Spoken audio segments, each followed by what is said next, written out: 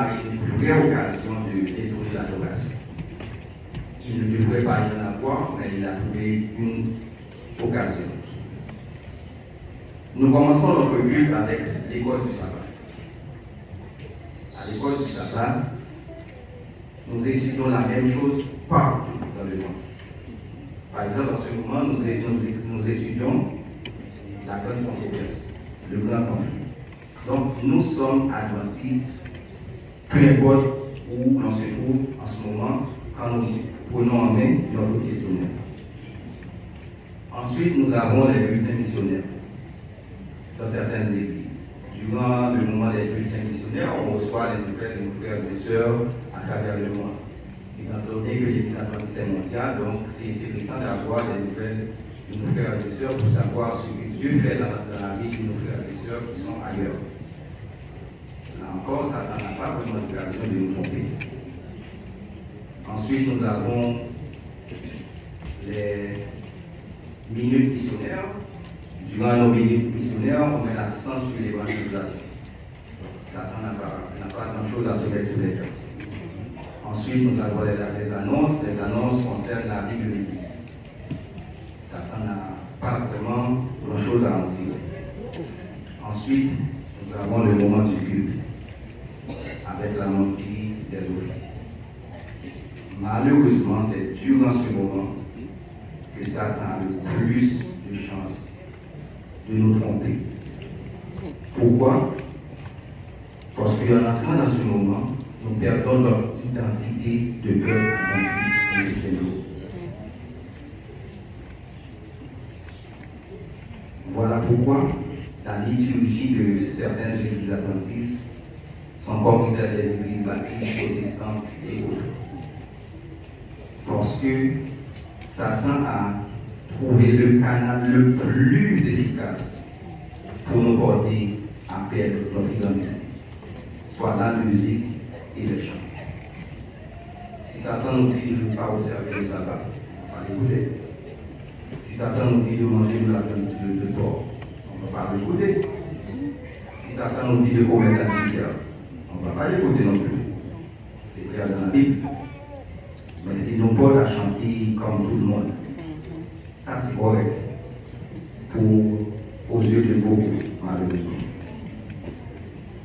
Voilà pourquoi Dieu nous envoie des conseils. Il nous dit de chanter par l'esprit et par l'intelligence. Nous appelons notre moment de chant moment de louange. Mais notre louange, malheureusement, souvent, pas toujours, souvent, est tournée vers nous et non vers Dieu. Nous disons vouloir donner gloire à Dieu, mais nous avons un livre de chant qui a des chants inspirés. Nous choisissons de le mettre de côté. Nous disons que ces chants sont démodés. Pourquoi ils sont démodés? Parce qu'ils ne sont pas assez chauds. Mais est-ce que c'est Dieu qui est venu nous dire que ces chants ne lui plaisent plus? Parce que Dieu est le même hier, aujourd'hui. Donc, un chant qui a plu à Dieu hier, ce chant va plaire à Dieu aujourd'hui, il va plaire à Dieu demain. Parce que Dieu ne change pas. Les goûts de Dieu ne changent pas. Donc la vérité est que nous mettons ces chants de côté parce que ces chants ne nous plaisent plus. Ces chants qui ont les bonnes paroles pour louer Dieu, nous les mettons de côté et nous prenons des chants qui proviennent de l'industrie musicale actuelle. Frères et sœurs, le but d'une industrie, ce n'est pas de prêcher l'évangile, c'est de faire de l'argent. Alors, j'apporte une précision. Je ne suis pas en train de dire que les chants de nos livres sont bons parce qu'ils sont vieux, que les nouveaux chants sont mauvais parce qu'ils sont nouveaux. Ce n'est pas ça que je suis en train de dire. Nous pouvons, Dieu continue à inspirer son peuple et Dieu va continuer à inspirer son peuple. Donc nous pouvons avoir une sœur comme sœur Sandra ou un frère, je ne sais pas, comme frère Brunel, qui compose un chant en l'honneur de l'Éternel et qui plaît à Dieu, ce chant, nous pouvons le chanter ensemble. Donc je ne suis pas en train de dire que parce que les chants sont nouveaux, ils ne sont pas bons, ce n'est pas ça que je dis. Ce que je dis, c'est que en mettant de côté les chants inspirés de notre recueil, nous détournons volontairement l'adoration qui est due à Dieu pour la centrer sur nous, et à ce moment-là, nous la centrons sur le diable. Dans l'événement des derniers jours, le chapitre 4, Ellen White nous dit: il n'existe qu'une seule église qui se tient sur la brèche, défend la place et reconstruit les emplacements anciens qui ont été dévastés. Les Adventistes du 7e jour sont le seul peuple qui remplit toutes les caractéristiques de l'Église du Ouest, qui garde les commandements de Dieu et possède la foi de Jésus. Dieu possède un peuple distinct, une Église distincte sur la terre, qui n'est comparable à aucune autre, qui est supérieure à toutes les autres, dans l'enseignement de la vérité et la défense de la loi. Frères et sœurs, nous sommes les adventistes du 7e jour. Nous sommes le peuple de Dieu. Et notre Église doit être distincte et différente, car elle est supérieure à toutes les autres dans l'enseignement de la vérité. Nous avons été choisis par Dieu pour une mission spécifique, et pour cela nous devons être différents. Parce que si nous sommes comme les autres, nous ne pourrons même pas le pécher. Dans Testimonies for the Church, Ellen White nous dit encore que les Adventistes du 7e jour ont été choisis par Dieu comme un peuple particulier, séparé du monde. Par la grande puissance de la vérité, il les a arrachés au monde et les a mis en relation avec lui. Il a fait d'eux des représentants et les a appelés à être des ambassadeurs dans l'œuvre ultime du salut. Alors pourquoi nous ne voulons pas être différents dans la musique et dans les chants? Chers et frères, quand nous venons à l'église, nous ne venons pas pour nous faire plaisir comme quand on va participer à un spectacle. À l'église, nous venons rencontrer Dieu qui nous a convoqués pour venir l'adorer. Alors notre adoration ne peut pas et ne doit pas être faite selon nos goûts personnels, selon nos cultures, selon nos penchants, mais selon ce que Dieu demande. Si nous venons à l'église parce que la musique est chaude, nous ne venons pas rencontrer Dieu. Si nous venons à l'église parce que la musique est entraînante, nous ne venons pas rencontrer Dieu. Nous venons participer à un spectacle et nous livrer à nos penchants, ce que Dieu interdit. Il est dit que les gens aiment l'église de Saint-Léonard parce que la louange est bonne. Mais est-ce que vous venez à l'église de Saint-Léonard pour la louange de l'église de Saint-Léonard ou pour rencontrer Dieu à l'église de Saint-Léonard? Parce que la Bible nous dit, là où deux ou trois sont réunis au nom de Dieu, Dieu est là. Donc en ce moment, Dieu est dans toutes les églises adventistes à travers la terre. Donc si vous voulez rencontrer Dieu, vous pouvez aller dans n'importe quelle église adventiste à travers la terre en ce moment, vous allez rencontrer Dieu. Je ne suis pas en train de dire qu'on ne peut pas préférer une église. Moi, je préfère l'église de Saint-Léonard. C'est pour ça que je viens à l'église de Saint-Léonard. Mais je ne suis pas venu à l'église de Saint-Léonard pour la louange de Saint-Léonard. Je suis venu pour rencontrer Dieu. Je vais faire un exercice avec vous pour terminer le message. Je vous rappelle que nous adorons Dieu parce qu'il est premièrement notre Créateur et deuxièmement notre Rédempteur. Nous allons ouvrir notre livre du chant et y a une section qui s'appelle Adoration et louange. Et nous allons regarder chacun des chants de cette section. Et nous allons voir que chacun, sauf peut-être un seul, de cette section répond aux deux principes d'adoration. Est-ce que vous avez votre livre de chant avec vous? De nos jours, on ne fait pas avec nos livres de chant. Ce n'est pas une critique, moi non plus. Mais comme je devais prêcher, donc je termine mon livre. Mais je ne l'amène pas tous les samedis parce que les chants sont projetés. Ce n'est pas une critique, c'est juste un constat. Alors, dans cette section, nous avons 18 chants. Qui commence avec le numéro 20. Si vous regardez bien, prenez le temps chez vous de faire l'exercice. Le numéro 20 met l'accent sur Dieu comme créateur et rédempteur. Il est dit que l'univers craint et révère notre Dieu comme son créateur et exalte le nom de notre rédempteur.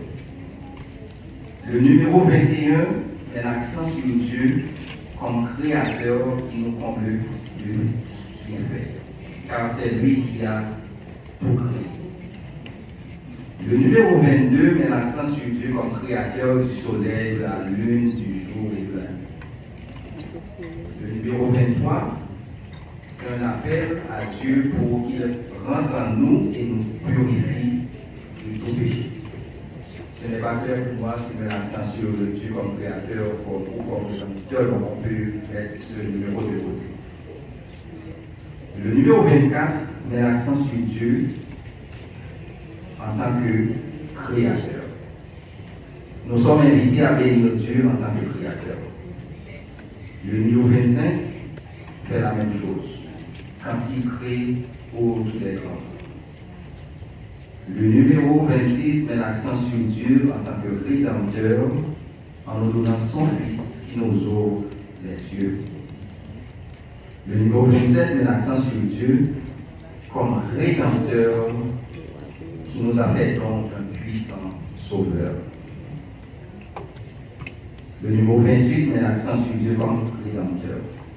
Le numéro 29 met l'accent sur Dieu comme rédempteur. Le numéro 30 met l'accent sur Dieu comme créateur. Le numéro 31 met l'accent sur Dieu comme créateur et rédempteur. Le numéro 32 met l'accent sur Dieu comme rédempteur. Le numéro 33 met l'accent sur Dieu comme créateur. Le numéro 34 met l'accent sur Dieu comme créateur et rédempteur. Le numéro 35 met l'accent sur Dieu comme créateur et rédempteur. Le numéro 36 met l'accent sur Dieu comme rédempteur. Le numéro 37 met l'accent sur Dieu comme créateur et rédempteur. Donc, sur les 18 chants, c'est clair que 17 mettent l'accent sur Dieu comme créateur et rédempteur, ou les deux à la fois. Et nous avons vu que les anges adorent Dieu parce qu'il est créateur et rédempteur. Frères et sœurs, vous pensez que c'est une coïncidence que les chants de notre livre de recueil répondent au principe de l'adoration prescrit dans la Bible? Vous pensez que c'est une coïncidence?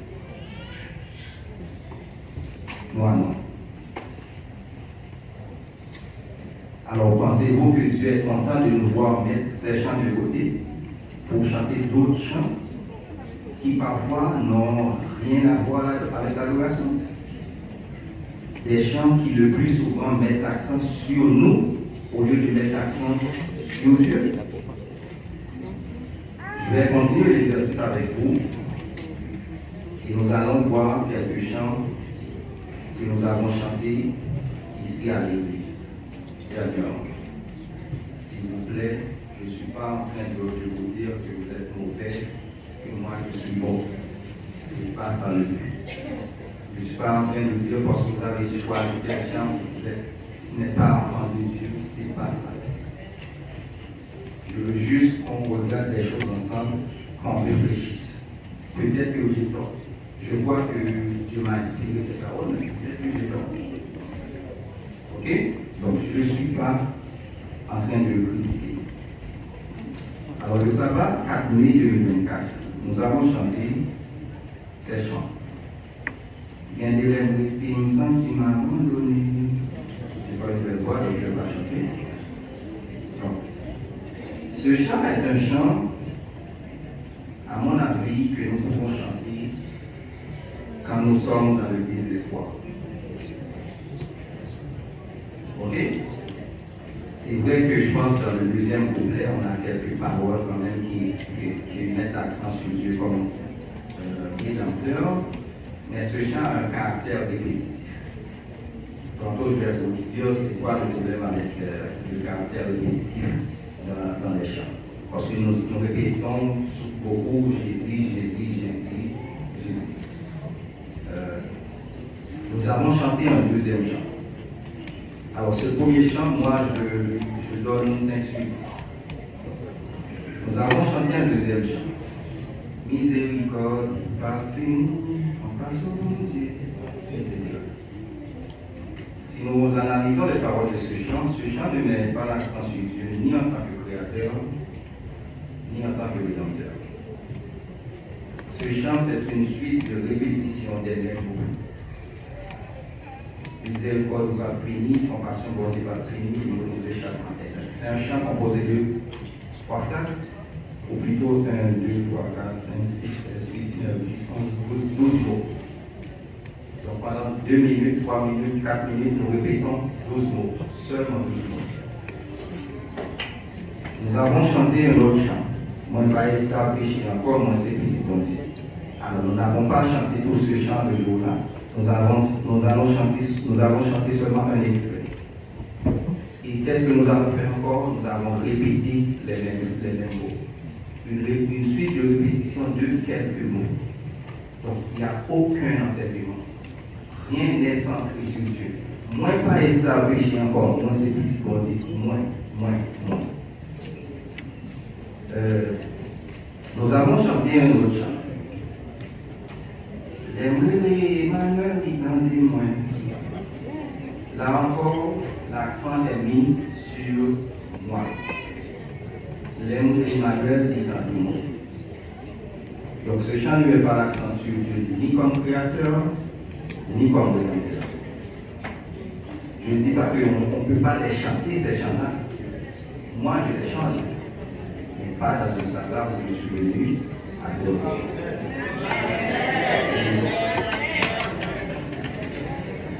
Nous avons encore chanté un chant sans transition. Donc nous allons passer à un chant qui dit « Reçois l'adoration, tu es le roi de gloire, notre victoire. » C'est tout. Digne es-tu, Seigneur. Par contre, si nous faisons la remarque, ce chant met l'accent sur Dieu. Reçois, ô Dieu, notre adoration. Tu es le roi de gloire. Tu es digne, Seigneur Emmanuel. Mais, au lieu de continuer à chanter pour donner gloire à Dieu, qu'est-ce que nous avons fait? Nous avons déplacé l'adoration qui devrait être centrée sur Dieu pour la centrer sur nous, en faisant une répétition. Nous avons répété le mot Emmanuel 16 fois. 16 fois. Un seul mot répété 16 fois. Les spécialistes nous disent que après 3 répétitions, l'esprit humain s'éteint. Après 3 répétitions. Donc, Emmanuel une fois, Emmanuel 2 fois, Emmanuel 3 fois. Ensuite, notre esprit s'éteint. Donc, quand nous répétons 10 fois, 6 fois les mots, nous pouvons être en extase, mais pas connectés à Dieu. Ensuite, nous allons chanter un chant de prédisposition. Quel ami fidèle et tendre, le seul chant qui était dans notre recueil de chant. Et comme par miracle, dès qu'on entre dans notre recueil, les paroles mettent l'accent sur Dieu. Soit comme adorateur, soit comme créateur, soit comme rédempteur. Et la différence se manifeste dans la foi, dans la façon façon de chanter, dans le comportement, dans notre attitude. Tout l'atmosphère se calme, les émotions, on prend le